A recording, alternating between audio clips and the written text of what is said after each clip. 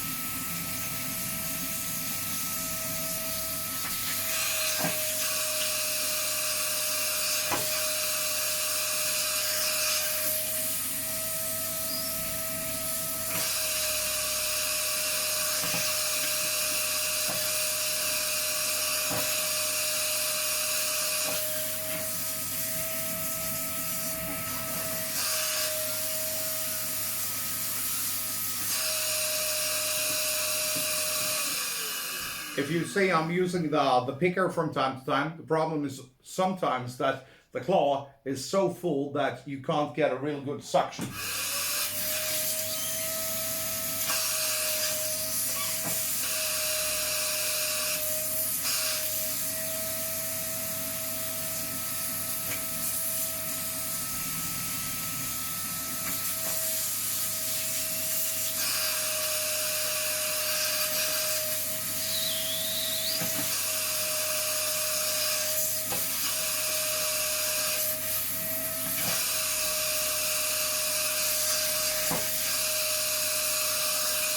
Center link.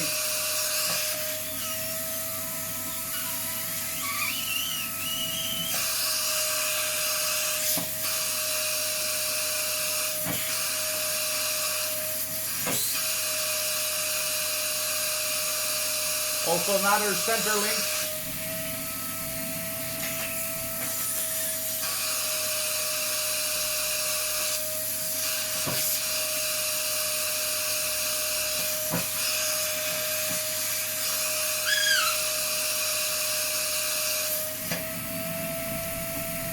That was a big lump of meat.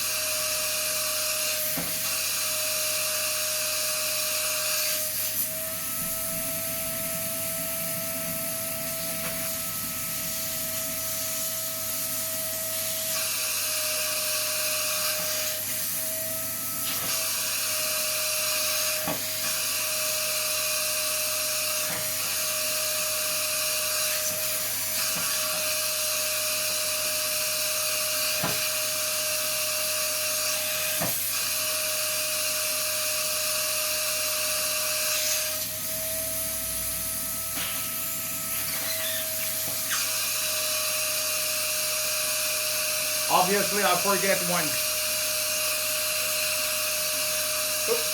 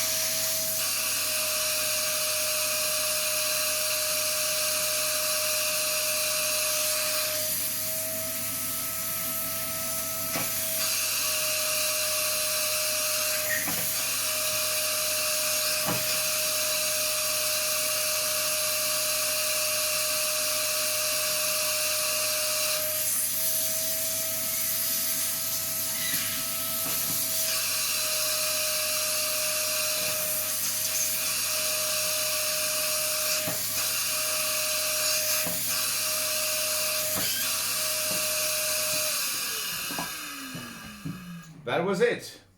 Now here you see the bottom of the machine, and here we got the meat. This is just meat from feet, small feet, only one link. And we could measure it, but it's roughly 270 grams in a little while. Now this meat comes from what you might want to call production crab. Production crab is crab which under any normal circumstance would have been tossed right back to the sea. So what I'm going to do now is that I'm going to mount the hose here over on the other one. So I'm taking this lid off because you can replace it with different hoses. There is one nozzle like this one for the small claws, and this comes in many of the machines already. Then you have the second nozzle for the interior of the crab. And it's very easy. You just pull it out like this, put it aside, click off the other one, which is exactly the same. In my case, I take off the hose, and here we go. 4 clicks, and we got our vacuum, and we got our connection, and here we are ready to go. This you use directly on the big claws. I also separated all these. So here is the big claws. And I'm just going to continue.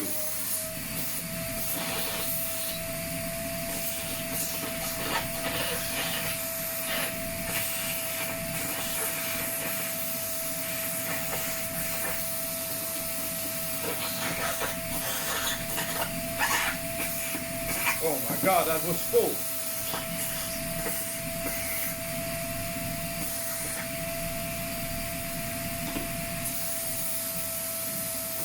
Now, as you see, this is a nozzle when it's new, and when you need a little bigger, you can just take one of your knives you already got and cut off to the correct size. This is very important.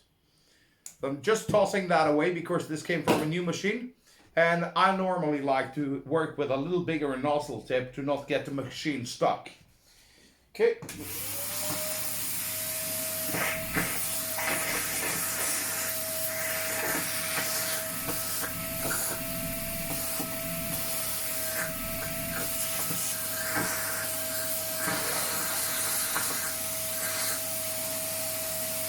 That is one. Now I know a lot of people are going to say, but I do this so much faster manually. Well, that might be truth because you haven't got a video camera which you're trying to control and trying to make this a viewable show for anybody. You don't do that when you pick crab. Secondary, I'm trying to show people something here to the pace where they can actually see what is going on. Third, you are getting tired no matter what. You might be able to pick faster than me for the first 30 minutes, But this can go on as long as there is current in the outlet. This is going on.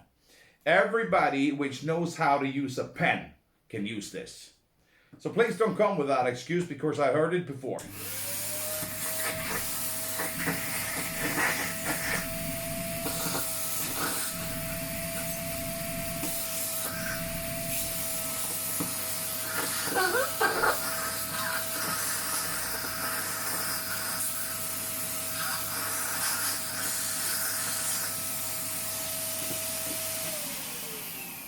Another important factor, nothing is lost. Okay? You get all the meat, you get everything which is there. And that is important because what we know is that people throw immense amounts of crab meat which could be picked, but it was too little to care about. Here you get everything at once at a steady pace, and this is like the turtle racing the fox.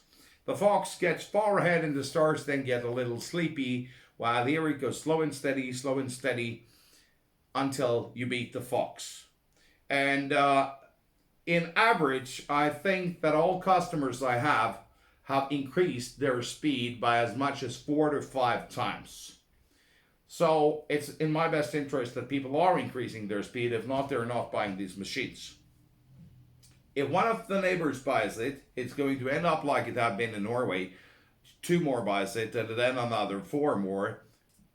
Very good business for me in my case. What we see, there's a lot of flamethrowers on Facebook, people who make comments because this is not how we did it yesterday. Well, yesterday is not interesting. Even in the situation with COVID-19, people have problems getting pickers. They rather stay on welfare, staying at home, playing their Xboxes and whatever they do. In an environment like that, you need to make it attractive for the picker to come and work for you or for yourself to get more yield out of your catch. And this is exactly what it's doing. Okay, I've been picking quite a lot here.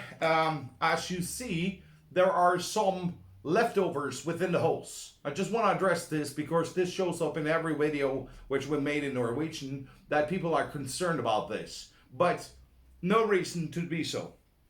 This, you just disconnect it.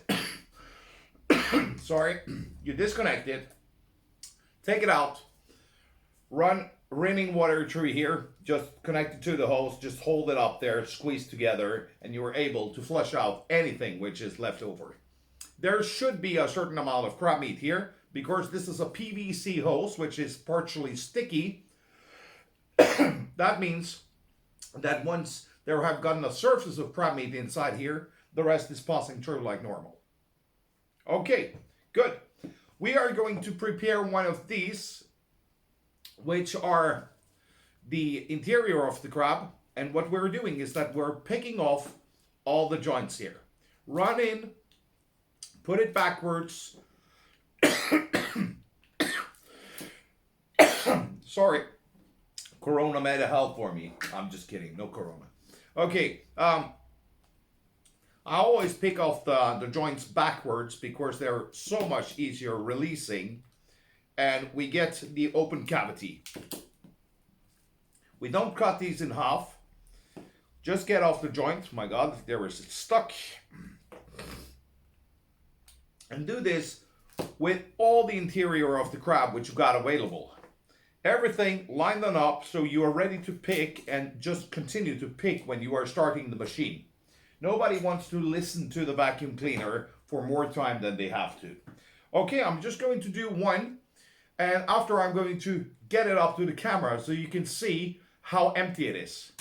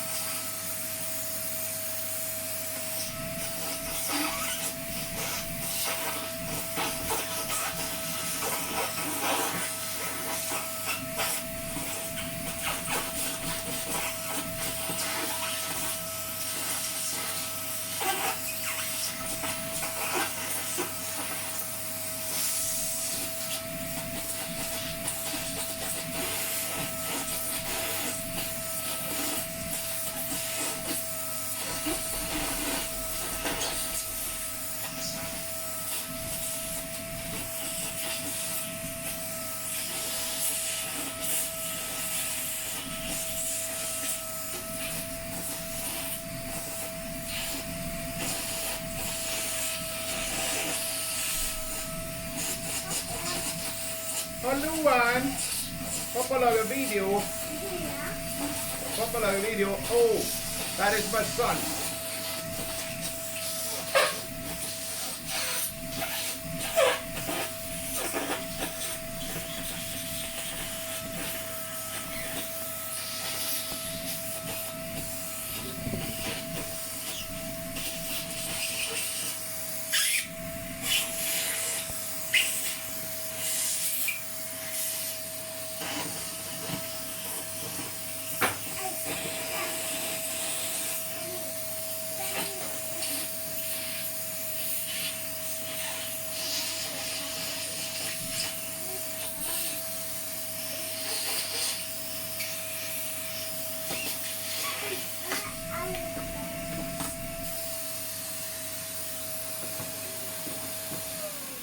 Okay, that was one house here.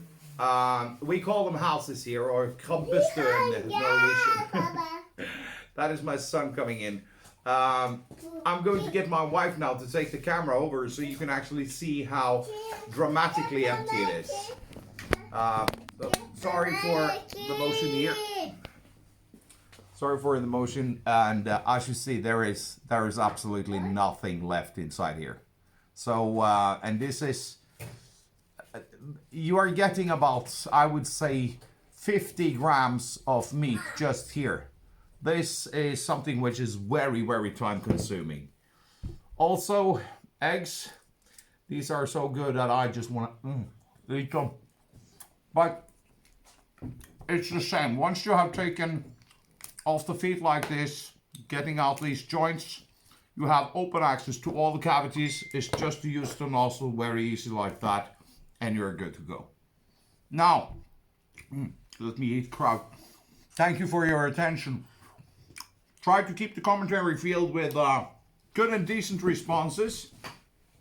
Stay away from flamethrowing because it's not in anybody's interests to get this off. And finally, I'm going to show you how much meat we have gotten so far, which is a very good pilot jar. And the meat composition here, this is production crab. Normally, I leave this kind of meat on, how should I say, something so it will come off some of the moisture, but this is just super ready to be consumed. Pack it, sell it, make money. That's it. The first time you're picking, by the way, let's address that.